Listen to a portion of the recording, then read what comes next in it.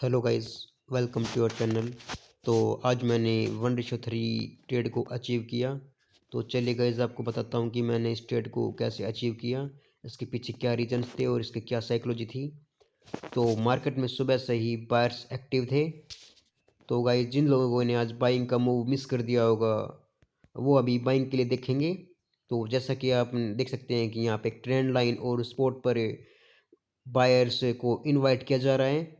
तो अगर guys market को एक्चुअली में ऊपर जाना है तो एक बार नीचे वालों के स्टॉप लॉस हिट करेगी और फिर ऊपर जाएगी और हम इसी मूव को कैच करेंगे विद स्मॉल एसएल। तो गाइस चलिए देखते हैं कि क्या होता है। जैसे कि आप इसमें देख सकते हैं कि यहाँ पे एक ट्रेंड लाइन भी है जिसके ऊपर भी मार्केट सपोर्ट ले रही है। और आपने अगर फिब लेवल्स के बारे में सुना होगा तो आपको पता है कि 0.386 के फिब लेवल से मार्केट रिवर्स करती है। तो गाइस हम एक बार चेक कर लेते हैं। तो जैसा कि आप एग्जैक्ट देख सकते हैं कि जो मार्केट है उसने 0.382 से एक रिवर्स लिया है। तो ये गाइस ये मूव जा चुका है, लेकिन हमने इसमें ट्रेड किया था। मैं अभी आपको दिखाता हूँ। तो भाई चलिए हम हमारी फर्स्ट वाली क्लिप पे चलते हैं। तो जैसा कि हमने एक सेलिंग के ट्रेड को एग्जीक्यूट कर दिया है। तो गाइस आपको मैं कुछ बताता हूँ कि ट्रेडिंग में प्रोसेस क्या होता है। आपने प्रोसेस तो बहुत सुना हो कि प्रोसेस को फॉलो करो, प्रोसेस को फॉलो करो, पर आपको ये नहीं पता होगा कि जो प्रोसेस है वो आखिरकार होता क्या है। तो गाइस अगर हम किसी ट्रेड में एंट्री कर लेते हैं तो उसके बाद हमारे माइंड में एक ही बात होनी चाहिए कि या तो हम अपना टारगेट को अचीव करेंगे या अपने स्टॉप लॉस को अचीव करेंगे।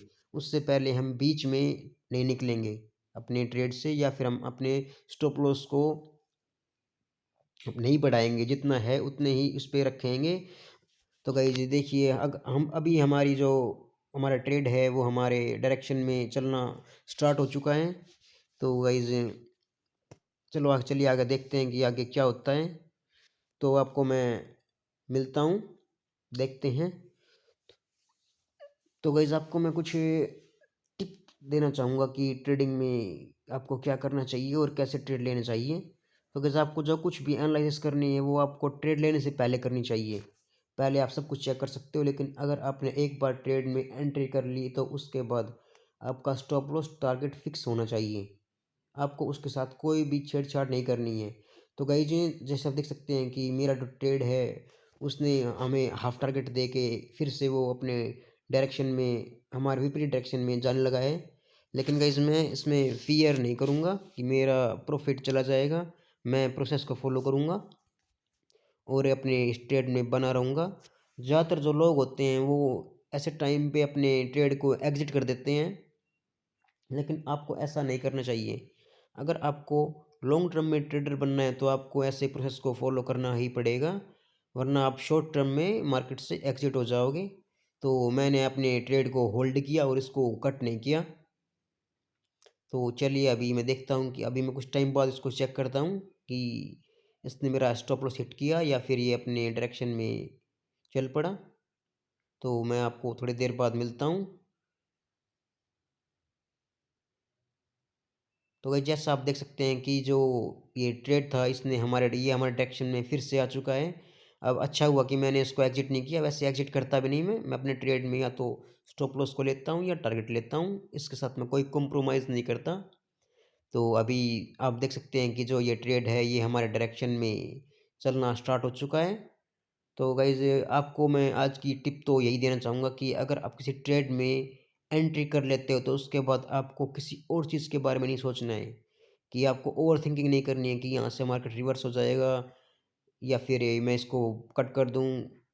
आपको प्रॉपर 1:2 को फॉलो करना है और आपको प्रॉपर रिस्क मैनेजमेंट को फॉलो करना है। और हमारा ट्रेड अभी हमें अपना हाफ टारगेट दे चुका है। तो गाइज ये जो आप देख रहे हैं कि ये रिस्क रिवॉर्ड रेशियो 1:3 है। और अगर आपको भी इतने ही स्मॉल एसएल में काम करना है तो आप हमारी वीडियोस को देखते रहिए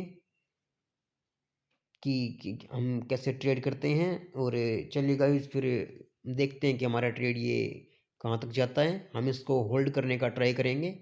हम कम से कम 1:2 या 1:2.5 तक इसको होल्ड करेंगे ही करेंगे। 1:2 से पहले तो इसको मैं एग्जिट करने से रहा। और आपको भी स्ट्रांगली 1:2 को ही फॉलो करना चाहिए। अगर आपके पास और स्किल है, आपकी स्किल इंप्रूव हो चुकी है, तो आप 1:2 से ज़्यादा भी होल्ड कर सकते हैं, लेकिन मिनिमम आपको 1:2 तो होल्ड करना ही चाहिए। जब मार्केट 1:1.5 पे आ जाए तो अपने स्टॉप लॉस को हाफ पे ट्रेल कर दो, और उसके बाद आप फ्रीली फ्रीली माइंड से अपने ट्रेडिंग को होल्ड कर सकते हैं। अपने जो ट्रेड है आपने लिया उसको होल्ड कर सकते हैं, क्योंकि गाइस आपको पता है कि जो मार्केट है वो आपके देखने या ना देखने से नहीं चलेगा। वो उसे जो जहाँ जाना है वो वहीं पे जाएगा। आपका काम है अपने स्टॉप लॉस पे, अपने स्टॉप लॉस को देखना, अपनी एंट्री को देखना और अपने एग्जिट को देखना। तो जैसा कि आप देख सकते हैं कि मार्केट ने मेरा हाफ से ज़्यादा जो टारगेट है उसको कंप्लीट कर दिया है, और मैंने अपने स्टॉप लॉस को भी हाफ पे ट्रेल कर दिया। तो चलिए देखते हैं कि अभी आगे क्या होता है।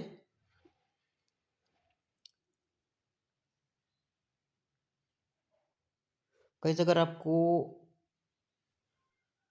डायरेक्शनल ट्रेडिंग करनी है तो आपको सुबह के मॉर्निंग के हाफ आवर को अवॉइड करना चाहिए। आपको मिनिमम 10:30 के बाद ट्रेड करना चाहिए।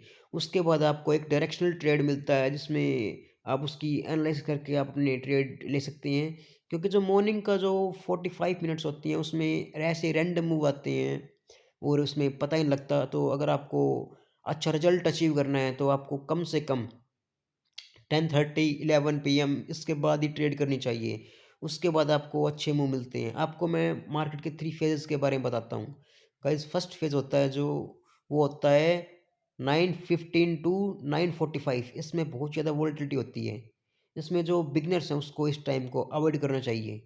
और जो गाइस जो सेकंड टाइम होता है वो होता है गाइस 11 टू 12 या फिर 1 PM तक, इसे सॉरी PM तक। इसमें क्या होता है कि जो मार्केट होती है वो साइडवेज ज़्यादा होती है, साइडवेज। और उसके बाद जो 1 PM टू 3 PM, इसमें आपको अच्छे डायरेक्शनल मूव मिल सकते हैं। तो गैस आपको या तो 10:30 के बाद ट्रेड करना चाहिए या आपको 1 PM के बाद ट्रेड करना चाहिए। इसमें आपके अच्छे ट्रेड मिलने की जो प्रोबेबिलिटी होती है वो बढ़ जाती है। तो गाइस आज के लिए इतना ही। आपको अगर मेरी इन्फॉर्मेशन अच्छी लगी हो तो चैनल को लाइक करें, शेयर करें और सब्सक्राइब करें। Thank you.